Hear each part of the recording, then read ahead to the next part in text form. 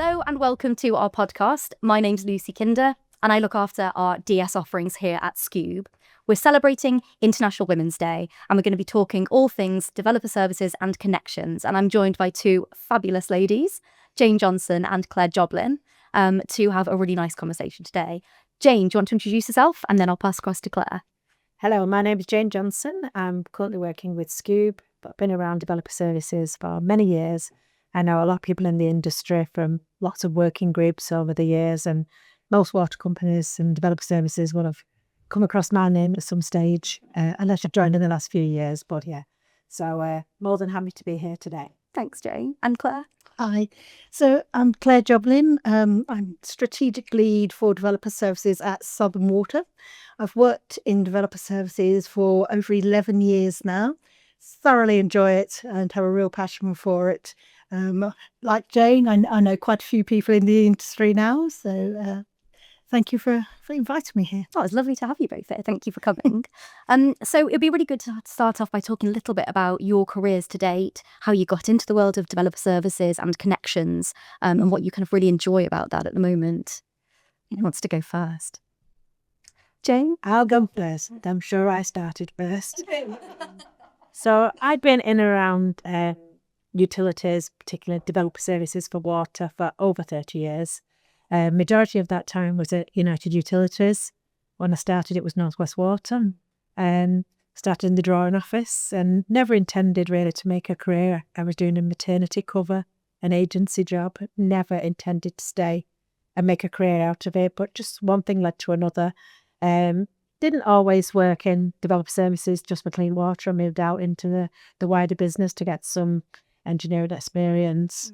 Went and did qualifications, HNC, civil engineering, went down that route. And then at a certain stage in my life, I think children were like teenagers, decided to move into the management role. And then that's when I fully tied myself to developer services, really. I never looked back, thoroughly enjoyed it. And I took the opportunity to retire 5 years ago and never really retired. I went into consultancy, came and worked for Skewb. And then the last 5 years I've been in different utilities as well. So I've been in on gas contracts, bit on electricity, multi-utility. So in around, we're always in around the same type of roles. Predominantly looking at customer service, if I'm honest. That's my area that really excites me and what was so much to do in the utility area around improving customer service. I think we've gone through all those years of lack of choice, do you want water, you've nowhere else to go, that sort of arena, to, a really competitive arena at the moment. Anyone that's working in this industry will know how much the self-lay and now the NAV opportunities are out there. But as water companies, still got to provide a service, still got to be here, and our customers' expectations are just increasing year on year. So we've got to make those changes. There's still a lot to go at, plenty to go at. And I think some utilities are ahead of water. So I've been doing a bit in GATS and, you can see that they are probably a full amp ahead of us where they are with the customer services. So lots of lessons to learn there. And I don't think our customers have got a huge expectation from us. They want something off us. They're paying for it. They just want us to work with them and keep them informed. They've not got like Amazon type expectations that we're going to be there by 4 o'clock tomorrow or anything like that. But we can learn a lot from the experiences that customers are having out there. Everyone's got their own expectations of customer service from all your interactions that everyone does every day. And I think they start off a bit negative with utilities. They're expecting a problem. They're expecting a difficult journey. And that's all opportunities for us because we can turn that perceived experience into something. And why can't we wowed and why can't we contact them the next day and give them a date and then stick to that date and keep them informed if anything changes and just do what we say we'll do. It's not this simple. They're not asking for a lot. We just need to be really good at it. Yeah. So that's a little bit about me. Thanks, Jane. And Claire, how about yourself? How did you come into connections and developer services? So, well, since leaving school, I'd had a few sort of jobs, mainly sort of admin, office manager, PA type roles. And then in 2014, I took a job as a project admin for consultancy at the time, and the placement was at a local water company, which was actually 7 minutes down the road from my house. And I really quite enjoyed that. That was possibly the moment when I got off the Just a Job bus onto the I like this career bus. And then I worked my way sort of up the ladder. So from project admin, I was then an APM through to a project manager, and then past the leadership team, all within DS. Absolutely loved it. I had some great support there, showed me the ropes. Because it was quite a close network, I worked closely with the operational guys as well. So I would go out onto site. I had been known to be in trenches, help bolting up, doing tap-ins, that sort of thing. And to visually see the works going on, I felt that was really great for me to then speak to our customers, our developers, and explain what needed to happen to them. And sort of seeing projects right from fruition through to completion. Seeing them grow was absolutely lovely. And I think that's why I'm so passionate about developer services, because you're actually seeing a new community taking shape. And yeah, absolutely love it. That's really nice. That's such a nice way of looking at it, thinking about building a new community and, a new development where whichever developer is there. You have the likes of community centres, nice open green spaces for people to enjoy. I really like the way of thinking about that. Yeah.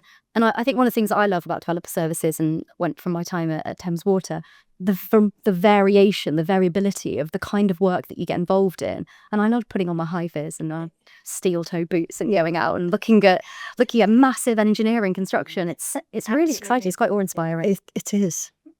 I think people underestimate the variety in developer services. Like you say, you can go from huge projects, huge reinforcement that's needed to facilitate a new development, and then watch that project come alive, like you say, to VA eventual new connections, right through to just, somebody converting an existing shop into 2 flats, or, just a one-off buying conversion.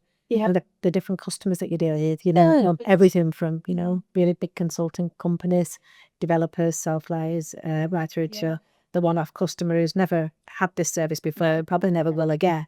And we offer you a cup of tea. If you're lucky.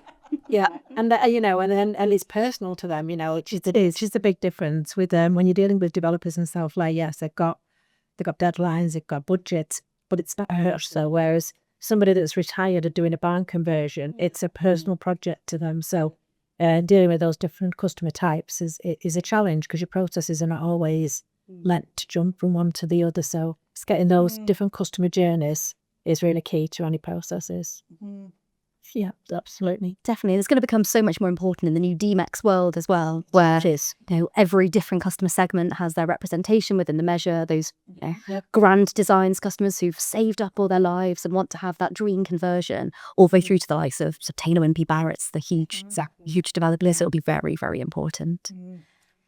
Love that. And so what's kept you in the industry? What is it that I told you where the years went. I know. And that, I think, is because most people will know that developer services moves around a lot in an industry. We don't really hit anywhere. We never had a natural home. So you'll find you in like a waste or a wastewater, down in ship or clean water, maybe in central services. Most have ended up in asset delivery, delivered assets. There's always going to thought behind where they've moved you, and then things often change from one amp to the next. Yeah. So before you know it, you've got 2 or 3 or 4 amps behind you. You've been working for 2 or 3 different directors, and suddenly you've made a career out of it without really planning. Yes, definitely. And I was very fortunate because I sit on a lot of water industry groups. So I was there at the concept of DMEX, and self-lay, really the very early days of the self-lay guidance. So my name's in that book. There's Dick. I think it was a different name. I think it was Jake Torres. And so, being involved from the beginning and really understanding the intent has really helped over the years, because it's very difficult for someone to just pick up a guidance document and really understand what the intent was behind it. And of course, it takes so long to change something. I mean, we've been looking at the definitions for levels of service for a number of years, but getting a whole industry to agree to something, and when most people working on projects like that have got a day job to do, these things take time. I think there's a meeting today about DMEX, so there'll be more coming out in that world of what it'll mean and how they're going to measure it, and the different levels of service that will be included in that. So It's interesting. it's an interesting time. I always say to everyone, when you've been around a long time, the end of an ad and start of a new amp is an interesting time. You usually get a little bit of movement internally in your companies. You see things shifting, people are making changes internally, and then you're waiting to see what the regulator's going to bring it, the changes. And then you start to settle down, and they just got used to it. And then at the end, so I know what I'm doing now. I understand all these metrics. Oh, they're going to change them again. So, so that's where I think it just happened. I never intended to make like a lifetime break after developer services, but you've never looked. I certainly did. Never looked back. I met some lovely people along the way. Privileged to have had a lot of help and guidance myself, and hopefully there's people out there that will say I've helped them, and I've mentored quite a lot of people, come across people across the years, and so pleased to see them do well, and move on. And that developer services isn't for everyone. It's quite complex. It is. So there's I don't like a challenge, but I do like a challenge. So that's why I stayed. There was always more to do. I never felt like my year was done. So that's why I stayed. Yeah, Definitely. and I think that I like the fact that every day is different. Every development is different. Every customer is different. And it's just exciting. There is a buzz. Yes, we've got some very tight deadlines to meet, but again, that in itself is the buzz, actually achieving them and getting that job done. And then at the end of the job, you phone the developer and say, everything okay? And they say, it was great, thank you. That is so satisfying. And even driving past a new development, a community that you've had some real input on the design on, seeing the kids playing in the park there, thinking, I was part of that. It makes you feel proud. The challenges that you face, the communities that you've helped build. That's why I stay in it. Some days are not great, absolutely, but in the main, it's a great place to work. That's really nice, Claire. I think my friends and family always get really bored if we're walking down a particular street or a particular area of the country, and I'm saying, oh, that's that scheme that we did, and oh, we read those design drawings, and I remember looking at the as-built, and they get quite bored with doing it. Or the random 25mm pipe by the side of the road. What's that? If it's a ton in now, I can't drive past one. And if I see salary pipes, the company, then I immediately look at the TM and think, oh, that's going to be a difficult. No, that's why that pipe's still there. It's not got the permit array. Something like it's inside you, does it? But it does. But I do see it as a bit of a Marmite job. Sometimes you either absolutely love it or you hate it. So if in the main, I absolutely love it. Yes. Oh, that's brilliant. And I remember, Jane, when we met, you talked about DREX and the working groups when those were sort of started. And you talked about having, worked with a lot of inspirational people. When I went into that working group, I was not that advanced in my career. And I was looking at you thinking, this woman's incredible. She's so knowledgeable. So you're absolutely passing that down, that kind of vibe. And same to you, Claire. When I first met you, Jane, that was probably 7-8 years ago when you came to see me in Folkestone. And I was in awe at your knowledge of developer services. So just for everybody else, when I got here, Lucy said, do you know Claire? I'm like, yes, of course. If you've been around for a while, then I've probably come across you at some stage, Arena. As I said earlier, but I hope I've left a nice impression with people. And I always was really passionate about it. And I think if you find it interesting and you want to help, then and everyone says find a job you love, and it's not like working, but I can honestly say I've enjoyed my career. I do think about some of the sacrifices, the long days, the travelling.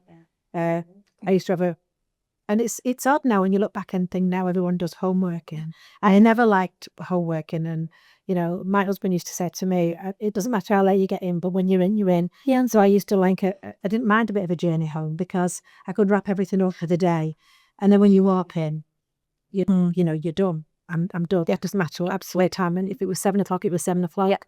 But I was done. And now I do feel like work life just overspills into everyone's home life. Where people won't have that luxury anymore of drawing a line under your day job, put it away.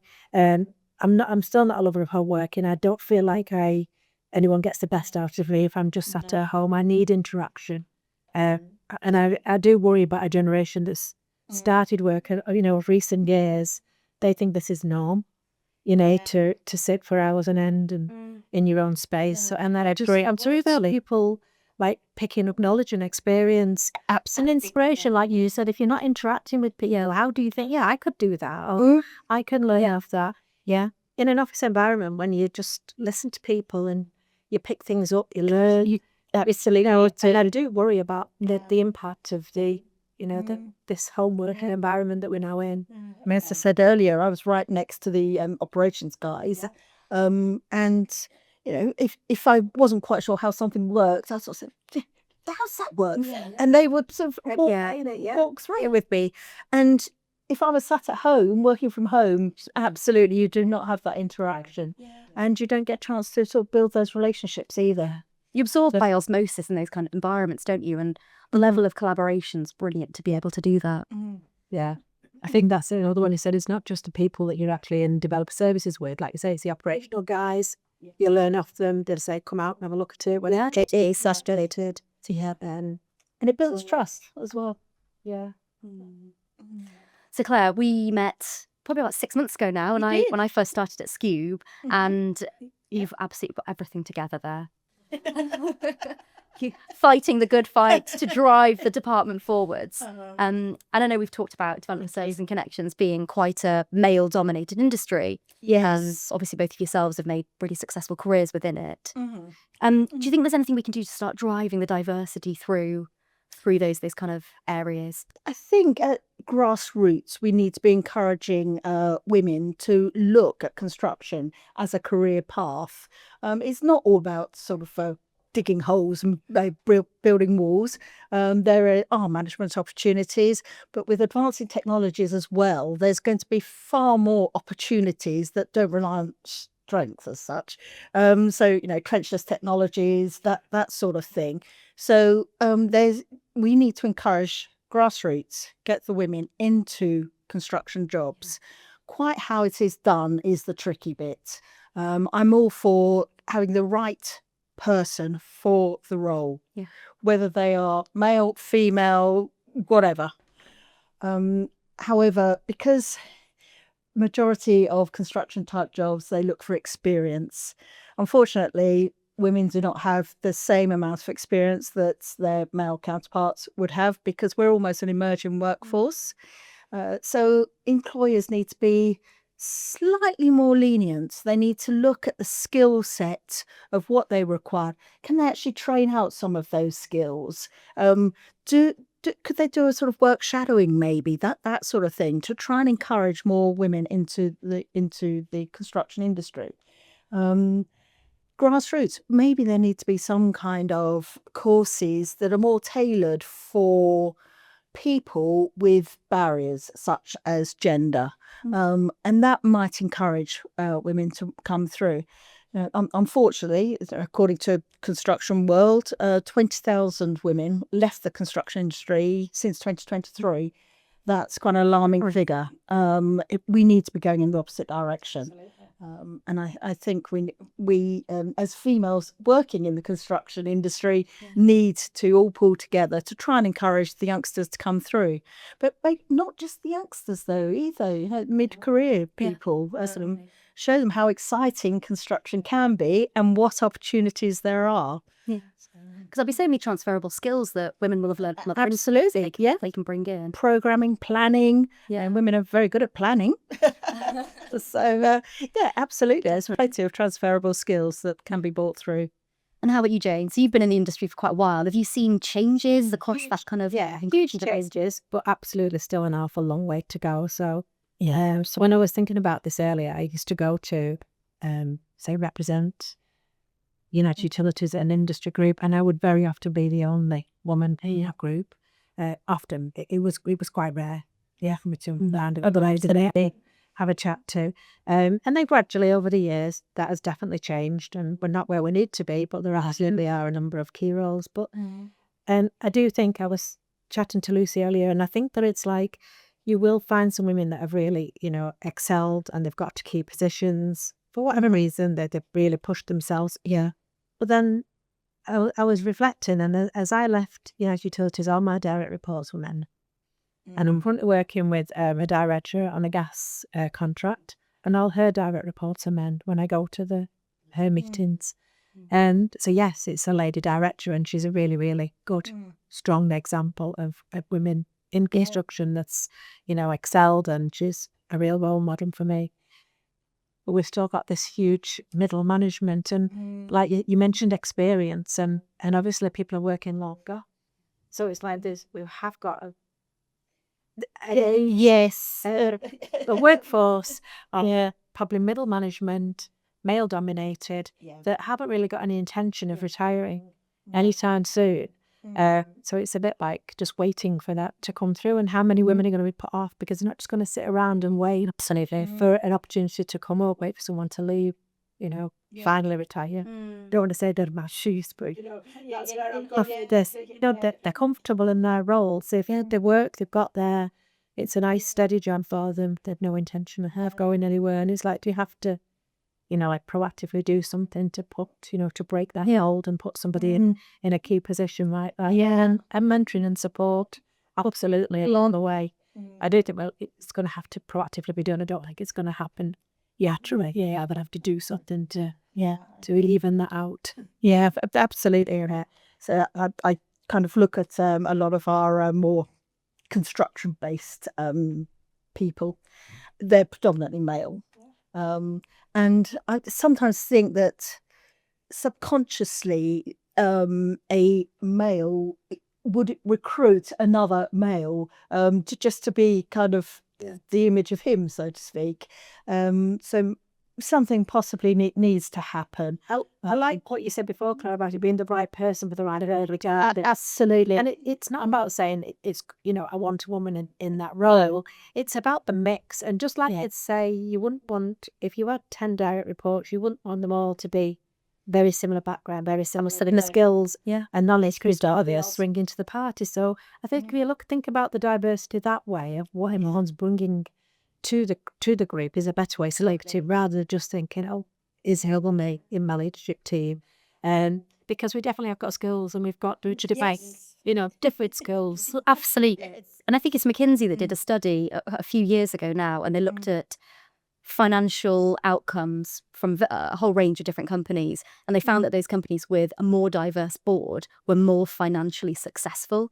And I'm sure that filters through to all the levels of the organisation. You have that diversity, that different thoughts being brought together to get the best outcome for a certain scenario, then they will be more successful. It must do, because all our customers, we have diverse customer base. We do. So absolutely right, Claire. They need that representation in company of a very diverse customer base.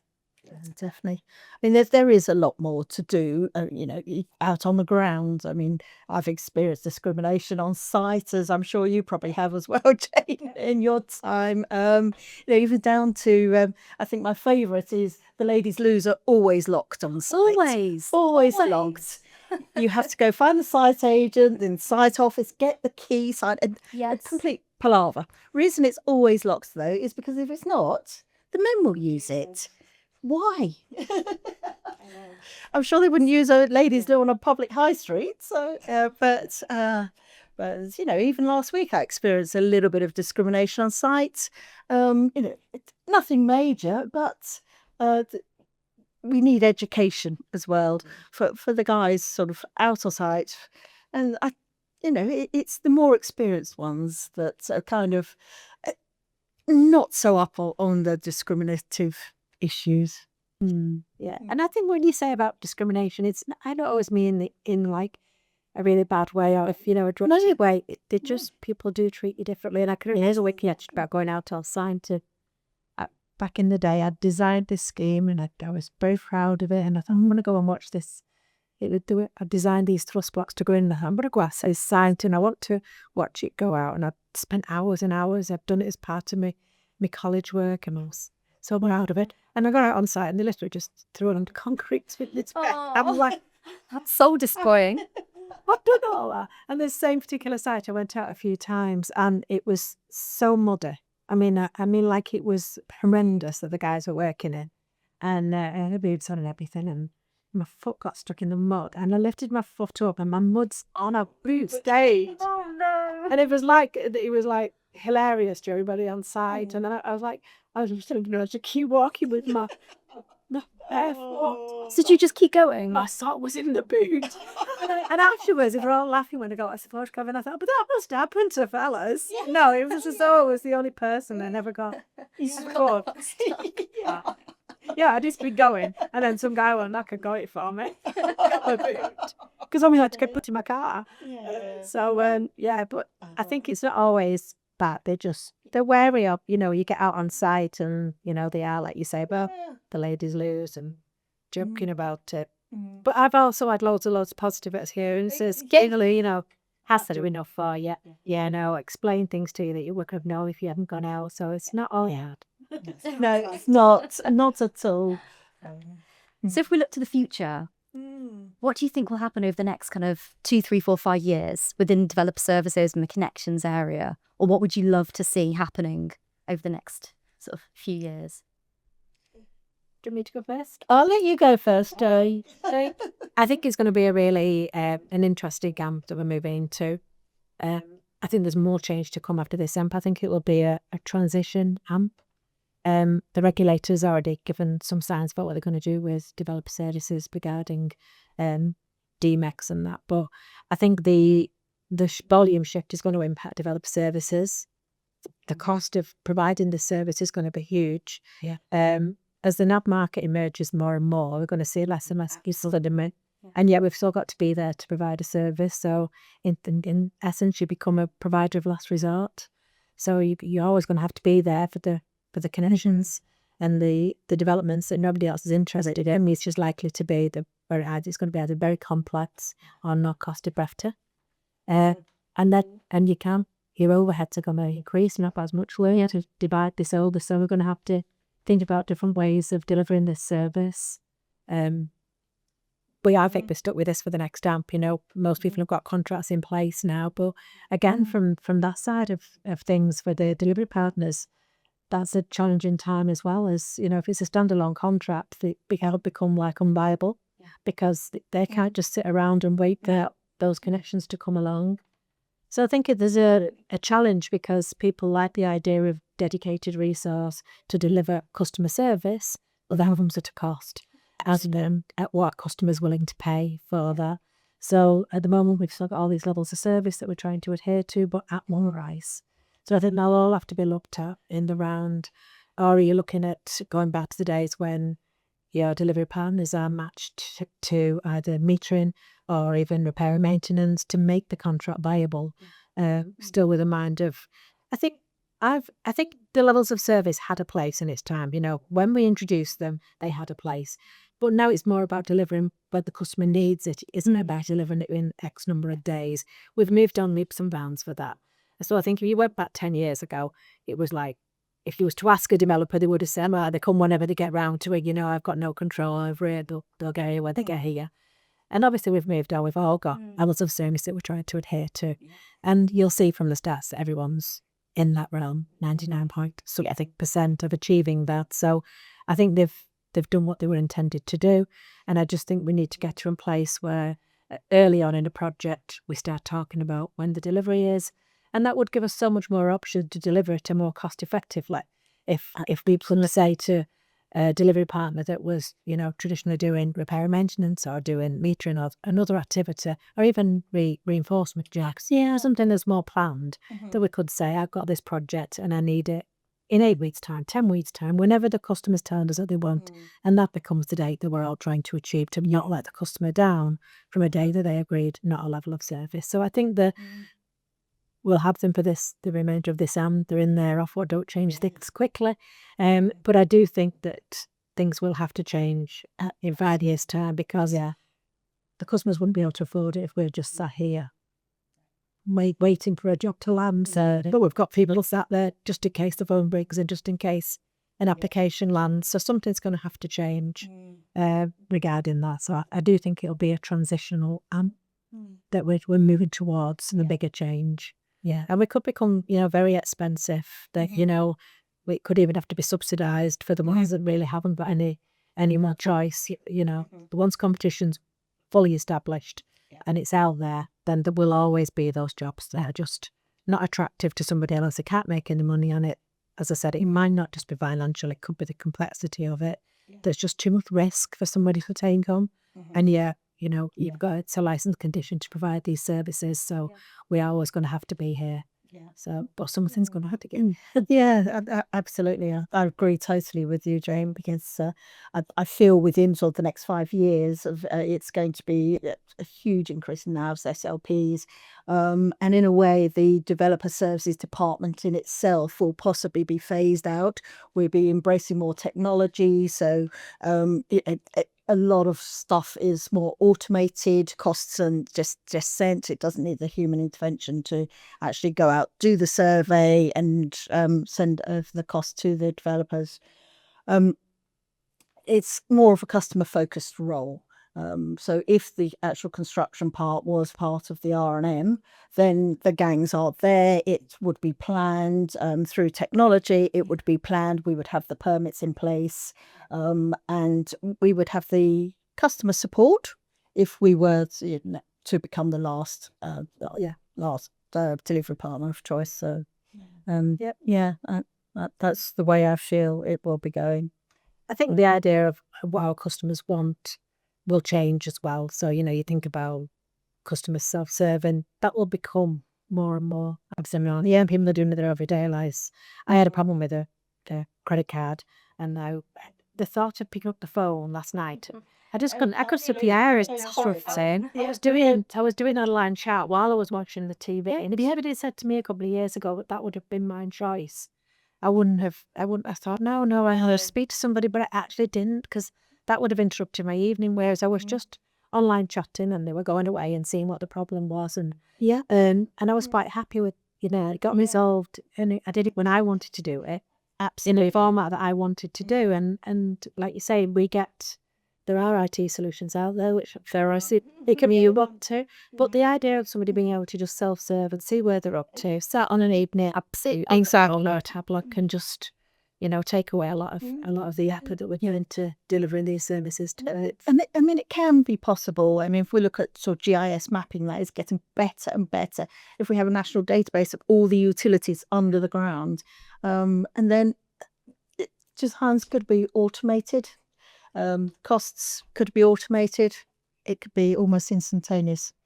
And you're right, Jane. I think that's something that we see coming through from the DMEC sentiment, from wider customer satisfaction sentiment, that need to self-serve. Yeah. And not just communication, asynchronous communication, so that customers can send a message, they can put their phone down, they can come back to it, and there'll be something back from whichever company there is. Yeah. And through their channel of choice. That's really important. And obviously, we're super proud of our product, ConnectMe. That's a nice segue. Thanks, Jane, for the plug.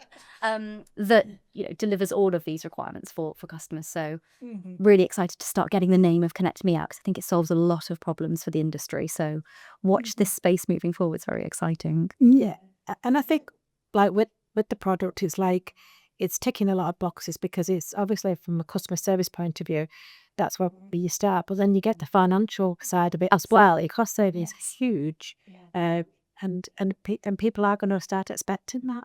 Because when I went onto my online banking, and it said contact us.